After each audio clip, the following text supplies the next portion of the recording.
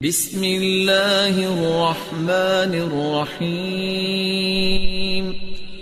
رسول اکرم صلی اللہ علیہ وسلم نے فرمایا، کسی اہل قرآن کی عزت کرنا، کسی عادل حکمران کی عزت کرنا، سفید بالوں والوں کی عزت کرنا، یہ اللہ کے اکرام میں سے ہے۔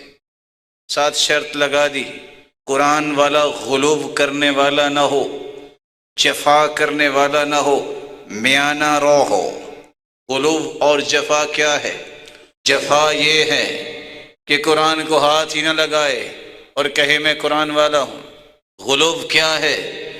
وہ قرآن کی تلاوت، اس کی فہم، اس پہ عمل اور اس کی دعوت کو پھیلانے والا نہ ہو، بلکہ اس قدر غلو میں چلا جائے کہ بس وہ سروں میں ہی پڑا ہے اور اس کو قرآن کے اس لب کا پتہ ہی نہیں ہے کہ میں کیا پڑھ رہا ہوں۔ غلو نہ کرے، جفا بھی نہ کرے۔ رسول اکرم صلی اللہ علیہ وآلہ وسلم نے اس لیے صحابہ کرام کو یہ بات بھی سمجھائی، خرچ کرتے وقت بھی میانہ روی اختیار کرو، فضول خرچی نہ کرو اور نہ ہی بخیلی کرو۔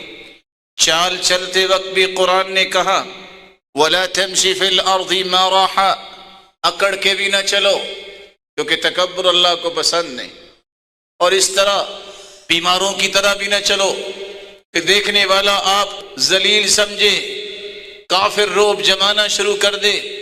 میانہ روی کی چال چلو۔ رسول اللہ صلی اللہ علیہ وآلہ وسلم نے گفتگو کرتے وقت بھی یہ اصول دیا، اپنی بات کو کان فی کلامہ ترتیل او ترسیل، اپنی بات کو اچھے انداز سے پیش کرو، اس قدر آہستہ آواز یا اپنے مدعا کو بیان کرنے میں کمزوری نہ دکھاؤ کہ کسی کو بات سمجھ میں نہ آئے، اور نہ ہی تکبر کی وجہ سے لوگوں پہ رعب جھاڑو، اپنی باتوں کو پھلا پھلا کے باتیں نہ کرو، بلکہ رسول اللہ صلی اللہ علیہ وسلم کی میانہ روی کی صفت کو باقی رکھو۔ نیند اور قیام کے بارے میں میانہ روی کو اختیار کرو۔ چار چیزوں میں ہمیشہ لوگ میانہ روی سے پیچھے ہٹ جاتے ہیں، کھانے میں، سونے میں، بات کرنے میں، مخالطت میں۔ اگر نہ کھاؤ گے تو زندہ نہیں رہو گے، اور اگر اس نظریے سے کھاؤ کہ شاید کہ زندگی کا آخری کھانا ہے، بیمار ہو جاؤ گے، ہو سکتا ہے مر بھی جاؤ۔ اگر سو گے نہیں تو صحت نہیں رہے گی، بیمار ہو جاؤ گے۔ اگر سوتے ہی رہ گئے تو یاد رکھنا دنیا کا سب سے بڑا کند ذہن بن جاؤ گے۔ اگر کسی سے کلام ہی نہیں کرو گے تو اجر سے محروم ہو جاؤ گے۔ اگر سارا دن بس کلام ہی کرتے رہو گے تو سخت دل بن جاؤ گے۔ اس لیے کلام، سونا، کھانا یہ انسان کے اپنے بس کی بات ہے۔ جتنا بڑھانا چاہے بڑھا سکتا ہے، جتنا کم کرنا چاہے کم کر سکتا ہے۔ رسول اللہ صلی اللہ علیہ وسلم نے اس لیے میانہ روی اختیار کرنے کا حکم دیا۔ کھاؤ جو آپ کے جسم کے لیے جزو بدن بنے، لوگوں سے ملا گلا کرو تاکہ ان کی حالات پوچھو، دعائیں لو اور دعائیں دو، خوشیاں دیا کرو اور خوشیاں وصول کیا کرو۔ آپ نے فرمایا آرام بھی کیا کرو، اپنے آپ کو بیمار نہ کر لینا، اور اتنا نہ سو جاؤ کہ نمازوں کی بھی پرواہ نہ ہو۔ قیامت کے دن تک انسان کو یہ سزا ملے گی جب قبر میں جائے گا، اگر نماز ہو رہی ہے اور وہ سویا ہوا ہے۔ سونا اچھی بات ہے، صحت کے لیے ضروری ہے، لیکن تشدد کی طرف نہ جاؤ، میانہ روی اختیار کرو۔ نماز پڑھ لو، سو جاؤ اگر آپ کے جسم کی ضرورت ہے، نماز کے اندر سستی نہ کرو۔ رسول اللہ صلی اللہ علیہ وسلم نے فرمایا امامت کرواؤ، وسطیت کا اختیار کرو، یہ نہ کرو کہ اتنی تیزی سے نماز پڑھاؤ کہ کسی کا ذکر ہی پورا نہ ہو۔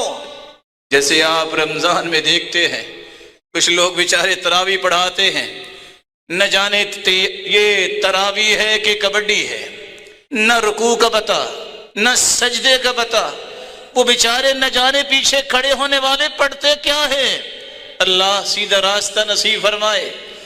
اور نہ ہی اتنی لمبی فرض نماز کرو کہ تمہارے پیچھے جو بیمار کھڑے ہیں، جو بوڑھے کھڑے ہیں، ان کے لیے مصیبت بن جائے۔ میانہ روی اختیار کرو۔ رسول اللہ صلی اللہ علیہ وآلہ وسلم نے عبادات کے اندر بھی میانہ روی کا حکم دیا۔ آپ صلی اللہ علیہ وآلہ وسلم کا دین بتاتا ہے کہ علماء کی محبت ایمان ہے، اس میں بھی افراط و تفریط کے شکار نہ ہو جائیے۔ افراط و تفریط کیا ہے؟ کچھ لوگ علماء کو سمجھتے ہی دشمن ہیں، غلط ہے۔ کچھ لوگ کہتے ہیں میرے مولوی صاحب نے کہہ دیا بس قرآن آ جائے، حدیث آ جائے میں نہیں مانوں گا۔ یہ دونوں رویے غلط ہے۔ صحیح رویہ کیا ہے جو اللہ کے رسول نے سکھایا؟ وہ رویہ یہ ہے، علم والوں کا احترام کرو، آگے بڑھ کے سلام کرو، علم والوں کی عزت و احترام کرو، لیکن پوری دنیا کے علماء جمع ہو جائیں، محمد مصطفیٰ کی بات جب آ جائے تو کسی کی بات کو نہیں دیکھا جائے گا۔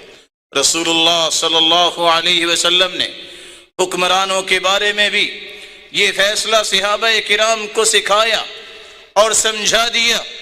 حکمرانوں کے بارے میں ایک رویہ تو یہ ہے، معمولی سی غلطی ہو جائے تو اس کو کافر کہہ دیتے ہیں وہ لوگ جو دین سے دور ہیں۔ دوسرا رویہ یہ ہے، وہ جو چاہے کر لے، اسلام کی مخالفت کہتے ہیں بولنا نہیں۔ یہ دونوں رویے غلط ہے۔ صحیح رویہ جو رسول اللہ صلی اللہ علیہ وسلم نے دیا وہ رویہ یہ ہے، جب تک وہ کفر بواح، ظاہری کفر کی طرف نہیں آتے ان کی اطاعت کرو، اور اگر کفر کی بات کریں پھر ان کی اطاعت نہیں ہوگی۔ رسول اللہ صلی اللہ علیہ وآلہ وسلم نے اس لیے صحابہ کرام کو جب یمن کی طرف بھیجا تو یہ پیغام دے کے بھیجا تھا، سیدنا معاذ بن جبل اور سیدنا ابو موسیٰ اشعری رضی اللہ تعالی عنہما کو، تم جا رہے ہو یمن کی طرف، آسانیاں کرنا، لوگوں کے لیے دین مشکل نہ بنانا، نفرتیں پیدا نہ کرنا، خوشخبریاں سنانا، آپس میں مل کے کام کرنا، اختلاف نہ کرنا۔ رسول اللہ صلی اللہ علیہ وآلہ وسلم نے صحابہ کرام کو یہ سمجھایا تھا، دین جو ہے بڑا آسان ہے، اس میں اتنی آسانی بھی نہ پیدا کرو کہ دین کو لوگ چھوڑ بھی دیں تو پرواہ نہ ہو، اور اس میں اتنی بھی شدت پیدا نہ کرو کہ لوگ دین سے متنفر ہو جائیں۔ اس دین کو پیش کرو جو محمد مصطفیٰ نے پیش کیا ہے، جس میں آسانی بھی ہے، جس میں راحت بھی ہے، اور دین پر پورا عمل بھی ہو جاتا ہے۔ رسول اللہ صلی اللہ علیہ وسلم نے اس لیے فرمایا، غلو کرنے سے باز آ جاؤ، غلو کرنے سے بچ جاؤ، بلکہ میانہ روی اختیار کرو۔ تم سے پہلے جتنی قومیں ہلاک ہوئیں انہوں نے وسطیت اور میانہ روی کو چھوڑا، یا تو وہ افراط کا شکار ہوئے، زیادتی کر گئے، یا وہ تفرید کا شکار ہوئے، دین میں کمی کر گئے تو ہلاکت کی طرف چلے گئے۔ امن کا راستہ، سب سے بہترین راستہ وہ ہے جو توازن کا راستہ ہے، اعتدال کا راستہ ہے، میانہ روی کا راستہ ہے، اور یہ قرآن و سنت کا راستہ ہے۔ قرآن و سنت کے راستے کو چھوڑ کر یہ راستہ دنیا میں کہیں نہیں ملتا۔